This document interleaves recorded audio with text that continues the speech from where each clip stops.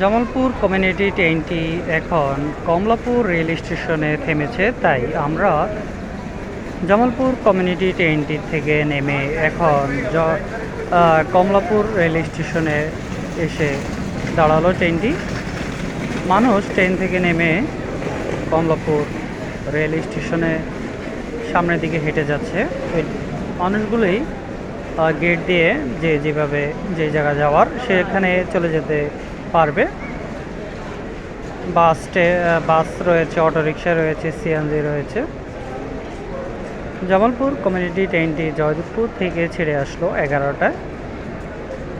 অন্যান্য দিন ছেড়ে আসে 10টা, সাড়ে 10টার সময়। আজকে একটু লেট হয়েছে। 10টা, সাড়ে 10টায় কিন্তু জয়দেবপুর থেকে ছেড়ে আসে এটাই জামালপুর কমিউনিটি ট্রেনটি।